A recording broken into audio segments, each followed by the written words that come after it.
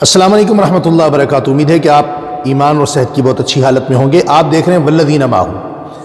والذین معہ کے مبارک سلسلہ میں آج ہم آسمانی ہدایت کے جس ستارے کا ذکر کرنا اپنے لیے سعادت، شرف اور عزت سمجھ رہے ہیں، ان کا نامی اسم گرامی حضرت عبداللہ بن جحش رضی اللہ تعالی عنہ ہے۔ حضرت عبداللہ بن جحش رضی اللہ تعالی عنہ اسدی قبیلے سے ہیں۔ حضور نبی کریم سرور دو جہاں صلی اللہ علیہ وسلم کے پھپھی زاد بائی ہیں۔ آپ کی والدہ ماجدہ حضرت امیمہ بنت عبد المطلب حضور کی پھپھی بھی ہیں۔ آپ حضور کے برادری نسبتی بھی ہیں۔ آپ کی بہن حضرت زینب بنت جحش زوج رسول ہیں، ام المؤمنین ہیں، امہات المؤمنین میں سے ہیں۔ آپ دار ارقم میں داخل ہونے سے پہلے آپ نے اسلام قبول کیا۔ شروع کے جو چند افراد جنہوں نے اسلام قبول کیا سابقون الاولون میں، ان میں ایک نام حضرت عبداللہ بن جحش رضی اللہ تعالیٰ عنہ کا بھی ہے۔ حضرت عبداللہ بن جحش رضی اللہ تعالیٰ عنہ نے مکہ المکرمہ سے جو پورے خاندان کے ساتھ ہجرت فرمائی، ابو سلمہ کے بعد دوسرا بڑا خاندان ہے جو ہجرت کر کے مدینہ طیبہ پہنچا۔ مدینہ طیبہ میں ایک دن حضرت عبداللہ بن جحش کو اپنا وہ گھر یاد آنے لگا جو مکہ میں چھوڑ کر آئے، اور ادھر مکہ المکرمہ میں عتبہ بن ربیعہ اور ابو جہل ان گھرانوں کا دورہ کرنے کے لیے نکلے کہ جن گھرانوں کے مکین اسلام کے لیے رسول اللہ کے کہنے پر ہجرت کر کے مدینہ تشریف لے گئے۔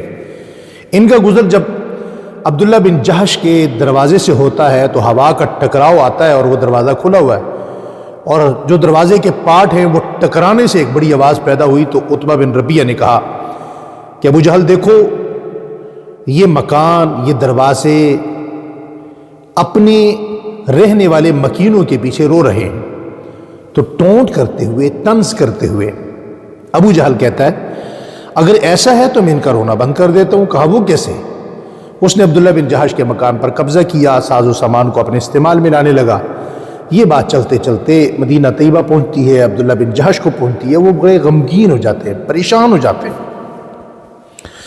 شدید پریشانی کی کیفیت میں بے چین جب ہوئے تو صبح کے وقت میں یہ رسول اللہ کو بتانا ہی چاہتے تھے کہ حضور خود تشریف لائے۔ حضور نے فرمایا عبداللہ آپ اس مکان کے لیے پریشان ہیں جس پر ابو جہل نے قبضہ کر لیا؟ جی یا رسول اللہ میں بہت غمگین ہوں، بہت پریشان ہوں، میں نے بڑی محنت سے وہ مکان بنایا۔ کہا جب میں نے جبرائیل سے یہ بات سنی تو میں بھی پریشان ہوا۔ پھر یا رسول اللہ؟ کہا پھر جبرائیل نے مجھے کہا کہ عبداللہ بن جحش کو اس بات کی خبر دیجئے کہ اللہ تعالیٰ نے اس مکان کے بدلے میں جنت کا دائمی اور بہت اعلیٰ مکان تمہارے لیے دینے کا فیصلہ کر لیا ہے۔ عبداللہ بن جحش مسکرائے اور فرمایا یا رسول اللہ میں اللہ کا بہت شکر گزار ہوں کہ جس نے میرا اس بات سے غم بھی ہلکا کر دیا، ختم فرما دیا، اور میرے لیے جنت کے مکان کا فیصلہ فرما دیا۔ اب مجھے اس مکان کی کوئی فکر نہیں۔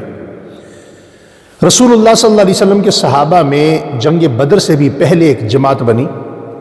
اس جماعت کو اس لیے بھیجا جو چند افراد تھے کہ تم نے اہل مکہ پر فلاں جگہ جا کر نظر رکھنی ہے کہ وہ کر کیا رہے، صرف اس کی اطلاع ہمیں دینی ہے۔ اس کا امیر یعنی پہلے امیر المؤمنین صحابہ میں کسی کو کہا گیا تو وہ عبداللہ بن جحش ہے۔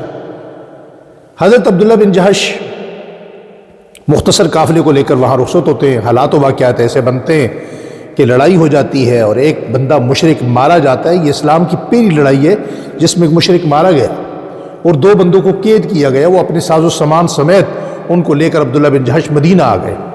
مدینہ طیبہ جب پہنچے تو صحابہ اکرام بھی حیران ہوئے اور رسول اللہ صلی اللہ علیہ وسلم بھی بہت زیادہ ناراض ہوئے۔ فرمایا کہ میں نے آپ کو اس چیز کا حکم نہیں دیا تھا کہ آپ نے لڑائی کرنی ہے، آپ نے بندہ بھی مار دیا اور آپ دو بندوں کو گرفتار کر کے بھی لے آئے۔ خیر کافی عرصے تک حضور نبی کریم علیہ الصلوۃ ناراض رہے۔ کافی عرصے بعد اللہ تعالیٰ نے آسمان سے آیت کریمہ کے ذریعے حضرت عبداللہ بن جحش کی برات نازل فرمائی۔